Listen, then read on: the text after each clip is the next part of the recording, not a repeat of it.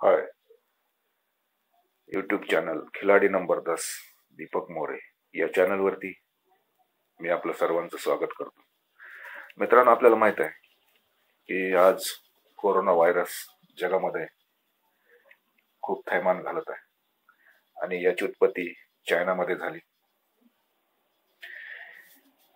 चायनाचा हा उद्देश होता की सर्वत्र अशांतता पसरवायची आणि त्याच्यातून भरमसाठ पैसा कमवायचा. तो कसा? तर मित्रांनो, ज्यावेळेस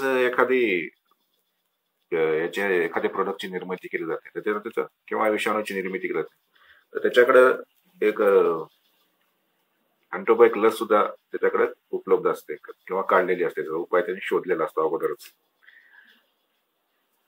तसं चायनाकडे ही लस आहे अँटीबायोटिक कोरोनावरती, पण ती भारतासारख्या देशांना किंवा जे काही गरीब देश आहेत त्यांना ते परवडेबल नाही. कारण चायनाचा उद्देशच आहे की त्यातून मोठा पैसा कमवणे. पण मित्रांनो,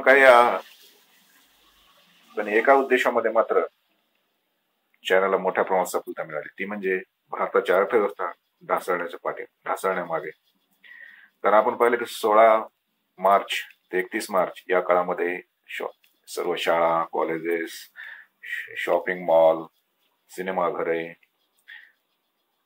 यात्रा, बाजारपेठा, आठवडी बाजार हे सर्व बंद करण्यात आले. त्यामुळं काय झालं की भारताची जी आर्थिक व्यवस्था मजबूत होत चालली होती ते त्याला ब्रेक लागला या ठिकाणी, आणि उलट खूप मोठ्या प्रमाणात भारताला याचं नुकसान भविष्यात सहन करावं लागणार आहे. तर मित्रांनो, याला तुम्ही या गोष्टीनं घाबरू नका. कोरोना की चैन तोड़ दो, कोरोना को मात दो, माहित नको.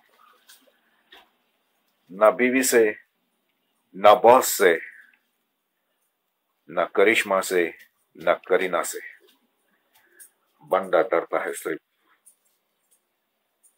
प्रदूषण और कोरोना से. कोरोना की चैन तोड़ दो, कोरोना को मात दो. मैं इतना ही कहूंगा दोस्तों. जय हिंद, जय भारत.